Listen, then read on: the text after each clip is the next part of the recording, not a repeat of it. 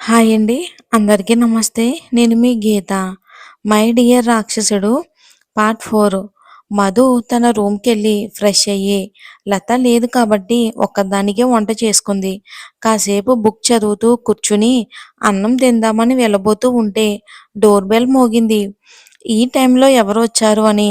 ఒకవేళ పక్కింటి ఆంటీ ఒక్కొక్కసారి వచ్చి వాళ్ళ దగ్గర కూర్చుంటారు కదా! ఆమె వచ్చింది అని తలుపు తీస్తుంది. కానీ ఎదురుగా నలిగిన బట్టల్లో ఫుల్‌గా తాగటం వలన మత్తెక్కిన కళ్ళు ఊగుతూ, జోగుతూ కోపంగా ఆమెనే చూస్తున్న ఎర్రని చింతనిప్పుల్లా ఉన్నాయి తన కళ్ళు. సడన్‌గా అక్కడ అతన్ని చూసి, ఈ టైంలో ఏంటి అని మధు గుండె ఒక్కసారిగా భయంతో కొట్టుకుంది. సార్ మీరు ఇక్కడ ఈ టైంలో అని ఆశ్చర్యం, భయం కలగలిపిన స్వరంతో అడిగింది. అతని అవతారం, వాలకం చూస్తుంటే ఇంకా భయంగా ఉంది మధుకి. అటువైపు నుంచి సమాధానం లేదు. ఇంకా ఆమె వైపే అలానే కోపంగా చూస్తున్నాడు. సార్ అని అంది మధు మళ్ళీ భయంగా. మళ్ళీ ఏం చేస్తాడో అని. సమాధానం కూడా లేదు. భయంతో తలుపు వేయబోయింది. అది తోసుకుంటూ లోపలికి వచ్చేశాడు రిషి. ఆ ఫోర్స్‌కి నేల మీద పడింది మధు. ఆమె ఇంట్లోకి బలవంతంగా వచ్చిన రిషి కింద పడిన మధుని చూసి, ఏంటి ఈ మధ్యన పోనీలే అని వదిలేస్తున్నా పెద్ద రెచ్చిపోతున్నావు అని అన్నాడు ఆమె జుట్టు పట్టుకుని. అతను పట్టుకున్న తీరికి బాగా నొప్పి అనిపించింది. వదలండి నన్ను, ఎందుకు నన్ను ఇలా మా ఇంటికి వచ్చి ఇలా చేస్తున్నారు అని గింజుకుంటుంది. ఏంటే పెద్ద పతివ్రతలాగా ఫోర్స్ కొడుతున్నావు? ఎవడితో తిరుగుతున్నావు నువ్వు అని అన్నాడు. ఆ మాటకి అంత బాధలోనూ కూడా కోపం వచ్చి, ఏం మాట్లాడుతున్నారు మీరు? మర్యాదగా మాట్లాడండి అంది చేతిని విదిలించుకుని. ఆ ఇంత నటిస్తున్నావే, నీకు కాళ్ళు బంగ్లాలు కావాలి అంటే నా దగ్గరే ఉన్నాయి కదా, నన్నే అడగొచ్చుగా. అతను ఏం మాట్లాడుతున్నాడో అర్థం కాక అలానే చూస్తుంది. సరే, ఏమైనా సరే రేపు ఆఫీస్లో మాట్లాడుకుందాం. ఈ టైంలో మీరిక్కడ ఆడవాళ్ళ ఇంటికి రావటం అస్సలు మంచిది కాదు.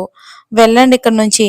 వెళ్ళడం కాదు, ఈరోజు నీ పని చెప్పకుండా వెళ్ళేదే లేదు. ఏం చెప్తావు, ఏం చేస్తావు? ఆ మహేష్ గాడితో తిరగటం నేను చూడలేదనుకున్నావా? నీ పొగరు ఇలా కాదే అంటూ ఆమె జుట్టు పట్టుకుని బలంగా దగ్గరికి లాక్కుని ఆమె పెదాల మీద తన కోపాన్నంతా చూపిస్తున్నాడు. అతని చేతులతో ఆమె ఒంటిని నలిపిస్తున్నాడు. బాధతో ఆమెకి ఊపిరి ఆడక కళ్ళల్లో నీళ్లు కారుతున్నాయి. అయినా కూడా కనికరించలేదు. అతను తాగి ఉండడంతో ఆ వాసన తట్టుకోలేక బలం బలాన్నంతా ఉపయోగించి తోసింది. తాగిన మత్తులో ఉన్న అతను వెళ్ళి గోడకి గుద్దుకున్నాడు. ఎలా పెంచిందిరా మీ అమ్మ? అసలు నువ్వు మనిషివేనా? నువ్వు ఒక అమ్మాయికి ఇష్టం లేకుండా ఇలా వచ్చి ముద్దు అంటూ ఆగిపోయి ఇంక చెప్పలేక ఏడుస్తూ మొఖం రెండు చేతుల్లోకి దాచుకుని వెక్కి వెక్కి ఏడుస్తుంది మధు. నిన్ను కాదు, నిన్నిలా పెంచిన నీ అమ్మా నాన్నని అనాలి. నిన్ను ఇలా చేయమని ఊరి మీదకి పంపించారు. ఆ నిన్ను అంటూ వెళ్ళి షర్ట్ కలర్ పట్టుకుని అడిగింది. ఇంత జరిగినా నీకు ధైర్యం పోలేదే, పొగరు తగ్గలేదు కదా అంటూ. ఏమన్నావే? నువ్వు మా అమ్మా నాన్న ఎలా పెంచారనే కదా అన్నావు. అసలు వాళ్ళంటూ నా జీవితంలో ఉంటేనే కదా మా అమ్మ పెళ్లి కాకుండానే తల్లయ్యి నన్ను మా నాన్న ఇంట్లో వదిలి వెళ్ళిపోయింది. నన్ను కన్న తల్లి వెళ్ళి తన సుఖాన్ని తను చూసుకుంది. ఇక నా తండ్రి ఆమె చేసిన మోసానికి ఆత్మహత్య చేసుకుని చనిపోయాడు. తర్వాత నా మేనత్త నన్ను చేరదీసింది. ఆమె నన్ను కన్న తల్లిలా పెంచింది. ఆమె లేకపోతే నేను అసలు ఇక్కడిలా ఉండేవాడినే కాదు. అవును, నేను అమ్మాయిలతో తిరుగుతున్నాను అని అంటున్నావు కదా, వాళ్ళంతా వాళ్ళు వచ్చి నన్ను కోరుకుంటే నేను కాదు అనలేను. ఎందుకంటే వాళ్ళు నా అందాన్ని, ఆస్తిని చూసి డబ్బు కోసం వస్తారు. వాళ్ళకి కావాల్సింది వాళ్ళు తీసుకుని నాకు కావాల్సింది నాకు ఇస్తారు. అలా అని నేను ఎవరిని కూడా బలవంతం చేయలేదు. చేశారు, చేస్తున్నారు. మీరు నన్ను మరి ఎందుకని అలా నా ఇష్టంతో సంబంధం లేకుండా నన్ను ముట్టుకుంటున్నారు? ముద్దు కూడా పెట్టడం ఇవన్నీ ఏంటి సార్ అని అంది. బలవంతం అంటే ఏంటో తెలుసా? ఇది కాదు. నువ్వు నీ అంతటా నువ్వే వచ్చి నా దగ్గరకు రావాలి. అప్పటి వరకు కూడా నేను నిన్నేమీ చేయను. కానీ నీ పొగరు అణచడానికి మాత్రం ఒక్కొక్కసారి నాకు ఇలాంటివి తప్పడం లేదు. మీ నాన్న మీ అమ్మకి చేసినట్టు మీరు కూడా వేరే ఆడవాళ్ళకి చేస్తున్నారు. అంతే కదా అని కోపంగా అరిచింది మధు. ఎస్, మీకు మీ నాన్నగారికి అసలు తేడా ఏమీ లేదు. అప్పుడు మీ అమ్మని మోసం చేసి తల్లిని చేశాడు. ఏం జరిగిందని నాకు తెలియదు కానీ మీరు కూడా అలానే ఉన్నారు. నన్నే అంటావా అంటూ ముందుకి రాబోతున్న రిషిని పట్టుకుని అప్పుడే అక్కడికి వచ్చిన అజయ్ ఆపాడు. వదలరా, ఏమందో చూసావా? చేసింది చాలు, పద. నువ్వుండు, ఇంకేం మాట్లాడుకో. ఈ టైంలో తన ఇంటికి వచ్చి ఇలా చేయటం మంచి పద్ధతి కాదు అని అన్నాడు అజయ్ రిక్వెస్ట్గా. అది అలా గడ్డు పెట్టండి అజయ్ గారు అని అంది మధు. హేయ్, నన్నే గడ్డంటావా? నువ్వే తిను ఆ గడ్డి అని అన్నాడు అలానే మొత్తుగా. నేనెందుకు తింటాను? తప్పతాగి ఇంటికి వచ్చి గొడవ చేసింది చాలక మళ్ళీ నన్నే అంటున్నావా అని అంది కోపంగా మధు. అబ్బా, ఆపుతారా మీ గోల? నేను తట్టుకోలేకపోతున్నాను అసలు. ఇద్దరూ సైలెంట్ అయిపోయారు. రిషికి తాగిన మత్తు ఎక్కి అలానే అజయ్ భుజం మీద వాలిపోయాడు. సారీ మధు, మీకు ఇబ్బంది కలిగించాడు వీడు. ఇంటికి రాలేదని వీళ్ళత్త నాకు కాల్ చేశారు. అందుకే వీడు డ్రైవర్ని అడిగితే ఇక్కడ ఉన్నాడని చెప్పాడు. అందుకే వచ్చాను అని అన్నాడు రిక్వెస్ట్గా అజయ్. మీరు రావటం మంచిదయ్యింది. లేకపోతే ఈ రావణుసుడు నన్ను అని అనేలోపే, ప్లీజ్ మధు, అలా అనుకో. వాడు నీతో ఎందుకు ఇలా ప్రవర్తిస్తున్నాడో నాకు తెలీదు. వీడు మంచివాడు కాకపోవచ్చు కానీ చెడ్డవాడు మాత్రం కాదు మధు. మధు, రెండింటికి తేడా ఏంటి అని అడిగింది. మీకు ఇప్పుడు చెప్పినా అర్థం కాదు మధు.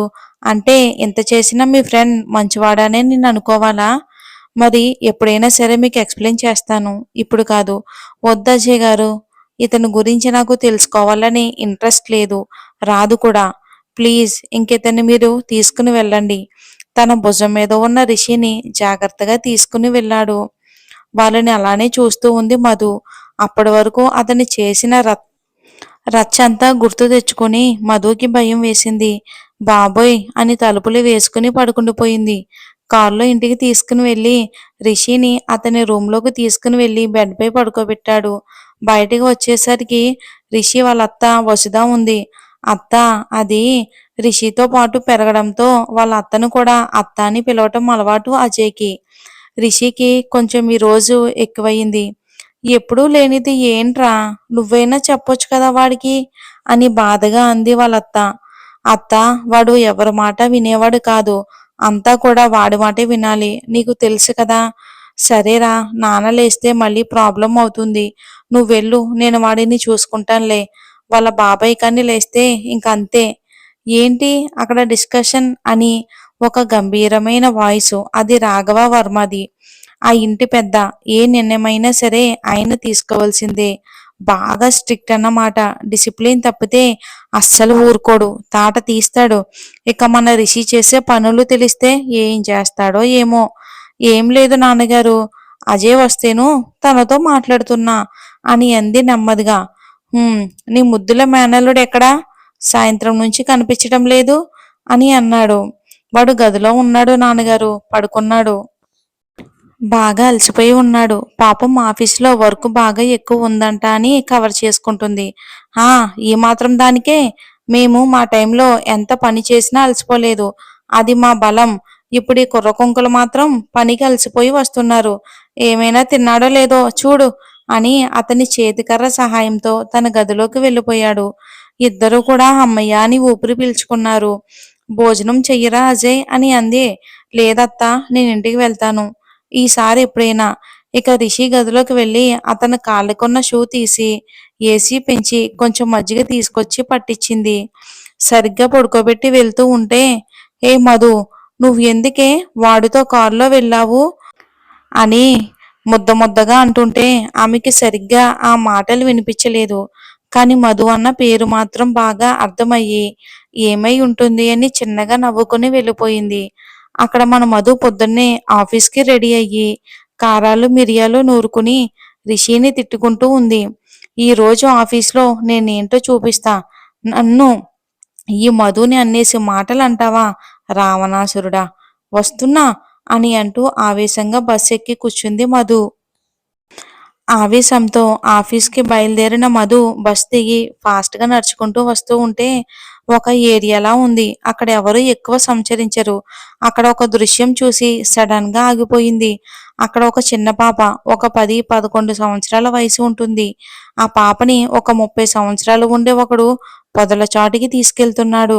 ఆ రోడ్లో ఎవరూ కూడా ఎక్కువ సంచరించరు. అందుకే వాడు ఆ అఘాయిత్యానికి వడికట్టాడు.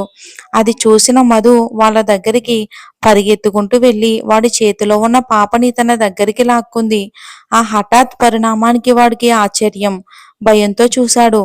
అయినా ధైర్యం చేసుకుని, ఏయ్, ఎవరు నువ్వు? పాపని ఇలా ఇవ్వు, తను నా అన్న కూతురు అని అన్నాడు. అన్న కూతురైతే అటువైపు తీసుకెళ్తున్నావు ఏంటి అని అడిగింది మధు కోపంగా. నా ఇష్టం, అయినా నువ్వెవరు అని అన్నాడు పొగరుగా. ఇదంతా పక్కన అమాయకంగా ఉండి చూస్తూ ఉంది ఆ పాప. మధు ఒక్కసారిగా పాప వైపు తిరిగి, ఇతను మీ బాబాయా అని అంది. సమాధానం లేదు. పాప, ఒకసారి ఇలా చూడు, భయపడుకో, నేను నీ అక్కనని అనుకో. చెప్పు, ఎవరితను? మా పక్కింటి బాబాయ్ అక్క అని అంది. అంటే అంది అనుమానంగా. మా నాన్న పనికి వెళ్ళేటప్పుడు నన్ను ఈ బాబాయ్కి అప్పచెప్పి వెళ్తాడు. మళ్ళీ వచ్చేటప్పుడు నన్ను తీసుకువెళ్ళిపోతాడు. మరి నువ్వు ఇక్కడికి ఎందుకు వచ్చావు? బాబాయ్ ఇక్కడికి తీసుకొచ్చాడు అని భయంగా అతని వైపు చూస్తూ ఏడుపు మొదలుపెట్టింది పాప. ఎందుకు ఏడుస్తున్నావమ్మా? ఏడవకు ప్లీజ్. ఏమైందమ్మా చెప్పు, నా బుజ్జివి కదా. నిన్ను కొడుతున్నాడా అని అడిగింది. ఇతను నన్ను ఇక్కడ అక్కడ టచ్ చేస్తున్నాడు, ఇంకా ఏవేవో చేస్తున్నాడు.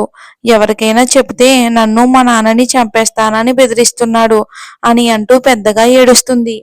ఈలోపు ఒక్కొక్కరుగా పోగవుతూ ఉంటారు. ఏమైందమ్మా అంటూ వచ్చారు అందరూ. ఏం గొడవ జరుగుతుందో అని వాడు పారిపోయాడు.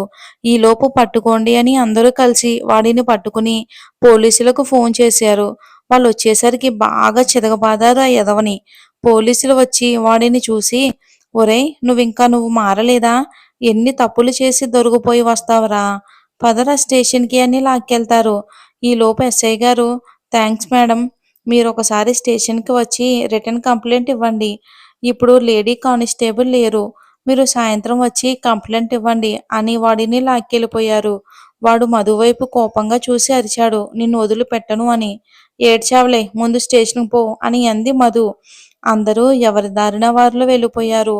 అందరికీ థ్యాంక్స్ చెప్పింది మధు తనకి తోడుగా ఉన్నందుకు. పాప మాత్రం అలానే మధుని హత్తుకుని ఉండిపోయింది. పాప తల మీద చెయ్యి వేసి, నీ పేరేంటమ్మా అని అంది ప్రేమగా. చిన్ని అక్క అని అంది. ఏం చదువుతున్నావు? ఏమీ చదవడం లేదక్క. సరే, మీ ఇల్లు ఎక్కడా? నిన్ను డ్రాప్ చేస్తాను పదా. ఇంట్లో ఎవరూ లేరక్క, నాన్న పనికి వెళ్ళిపోతాడు, సాయంత్రం ఎప్పుడో వస్తాడు. మరి అమ్మ అని అంది మధు ఏడుపు ముఖంతో. అమ్మ చనిపోయింది అని అంది ఏడుస్తూ. తనని దగ్గరికి తీసుకుని, బాధపడకురా పద, నాతో సాయంత్రం వరకు ఉందుగాని అని అంటూ చేయి పట్టుకుని తీసుకెళ్ళింది. ఆమె వెంటే చేయి పట్టుకుని వెళ్ళింది చిన్ని. ఇక అక్కడ రిషిబాబు ముందుగానే ఆఫీస్కి వచ్చి మధు సీటు ఖాళీగా ఉండడం చూసి గిల్టీగా అనిపించింది. మళ్ళీ తనకి తానే, ఏం కాదులే, దాని పొగరికి నేను తీర్చుకునే ప్రతీకారం అని అనుకుని తన పనిలో పడిపోయాడు. అప్పుడే వచ్చిన మధు తన సీట్లో కూర్చుని పక్కన పాపని కూడా చైర్ వేసి కూర్చోమని చెప్పింది. చిన్ని, నువ్వు ఈ ఫోన్లో గేమ్ ఆడుకుంటూ ఉండు, నేను నా పని చూసుకుంటాను. నీకేమైనా కావాలి అంటే నన్ను అడుగు, ఓకేనా అని అంది మధు. సరే అక్క అని ఫోన్లో ఆడుతుంది చిన్ని. చిన్నినేమైనా అడుగుదాం అని అనుకుంది, కానీ ఏదో తనని ఆపింది. ఇప్పుడు కాదులే, తర్వాత అని అనుకుంది. ఈలోపు అజయ్ అటువైపు వచ్చి సిస్టంలో వర్క్ చేసుకుంటూ ఉన్న మధుని చూసి కొంచెం రిలీఫ్గా ఫీల్ అయ్యాడు. హాయ్ మధు, ఏంటి లేటు, ఎవరి పాప అని అన్నాడు. చెప్పకూడదని అనుకుంది, కానీ అతను ఏమైనా హెల్ప్ చేస్తాడని. అది అది మనం కొంచెం పక్కకు వెళ్ళి మాట్లాడుకుందాం అజయ్ గారు, ఓకే అని అన్నాడు. జరిగిన విషయం మొత్తం అజయ్కి చెప్పింది. బాస్టర్డ్, ఈడియట్, ఎలా అసలు ఒక చిన్న పాపతో అంటూ కోపంగా అన్నాడు. ఈవినింగ్ వచ్చి రిటర్న్ కంప్లైంట్ ఇవ్వమన్నారు. అజయ్ గారు, నాకు కొంచెం తోడుగా వస్తారా మీరు? అంటే లత కూడా ఊరిలో లేదు కదా అని అంది కొంచెం నెమ్మదిగా. సరే, తప్పకుండా వస్తాను మధు గారు, వాడికి మనం శిక్ష పడేలా చేద్దాం. నిజంగా నువ్వు చాలా గ్రేట్ మధు, ధైర్యంగా తప్పు జరగకుండా కాపాడ్డావు అని అన్నాడు సిన్సియర్గా. అంటూ ఎటో చూస్తూ ఉండిపోయింది మధు. మధు అంటూ తనని కదిపాడు. అంటూ ఈ లోకంలోకి వచ్చి, థ్యాంక్స్ అజయ్ గారు, ఇంకా నా వర్క్ చూసుకుంటా అని వెళ్ళింది. వెళ్లే ముందు నాకు కాల్ చేయ మధు అని అన్నాడు వెనక నుంచి. సరే అని వెళ్ళిపోయింది. ఎందుకో తను దేని గురించో బాగా బాధపడుతుంది అని అర్థమవుతుంది. రాత్రి జరిగిన విషయం గురించేనా? అలా అయితే వాడి గురించి ఏదైనా మాట్లాడేది కదా. సరేలే ఏదైనా ఉంటే లతని అడుగుదామని రిషి క్యాబిన్‌లోకి వెళ్ళాడు అజయ్. ఇక రిషిని కోపంగా చూసి, సార్ నైట్ తాగింది దిగిందా అని అన్నాడు. చాలులేరా, ఇక్కడ నేను బాస్ అని మర్చిపోయినట్టున్నావు నువ్వు. బయట మాత్రం నువ్వు నా ఫ్రెండ్వి అని అన్నాడు ల్యాప్టాప్ నుంచి తల ఎత్తకుండానే. అబ్బో చాలా చేసావైతే, ఇక నుంచి నిన్ను సార్ గారనే పిలుస్తానులే అని అన్నాడు. చంపుతా అలా పిలిచావంటే అని అన్నాడు. ఉష్, నువ్వు నాకు అస్సలు అర్థం కావరా. బాస్ అని అంటే మళ్ళీ అలా చూడొద్దు అంటావు. ఎలారా నీతో? నీకు నా దగ్గర ఏదైనా రైట్ ఉంది అని అంటావు. ఆ మధు గురించి మాత్రం నువ్వు ఆమెని వెనకేసుకుని రాకు. సరేలేరా బాబు. ఇంతకీ మేడం గారు సాటర్డే ఏంటి స్టోరీ చెప్తున్నారు నా గురించేనా? నువ్వెప్పుడు చూసావురా అని అన్నాడు ఆశ్చర్యంగా. అక్కడ సీసీ కెమెరాలు ఉండి ఏడ్చాయి కదా, అందులో చూశాను. ఓ అని అన్నాడు. దాని పక్కన పాప ఎవరేంటి అని అన్నాడు. అది అని అంటూ జరిగిన విషయం అంతా పోసుగుచ్చినట్లు చెప్పాడు. రావణ్ గుప్పెట్లు కోపంతో బిగుసుకున్నాయి. ఎవడు వాడు, పద స్టేషన్కి అని అన్నాడు ఆవేశంగా. కూల్ రా కూల్, ఈవినింగ్ తనతో వెళ్దాం. మధుయే కదా వాడిని పట్టించింది, తనే కంప్లైంట్ ఫైల్ చేయాలి. అయినా దీనికి బుద్ధి లేదా, పెద్ద పుడింగిలా వెళ్ళింది. ఏమైనా అయితే దానికి అని అన్నాడు కోపంగా. ఆమెకేమైనా అయితే నీకెందుకురా అని అన్నాడు అజయ్. దానికి ఏదైనా అయితే నా పగ, పంతం, కోపం ఎలా తీరుతాయిరా ఆమె మీద అని అన్నాడు రిషి. మరి ఏం జరుగుతుందో వచ్చే భాగంలో చూద్దాం. స్టోరీ నచ్చితే లైక్ చేసి ఛానల్ని సబ్స్క్రైబ్ చేసుకోండి. రొమాంటిక్ బాక్స్ కూడా 57th అప్లోడ్ చేశాను కదా, అది కూడా చూడండి. Thanks for watching. Take care.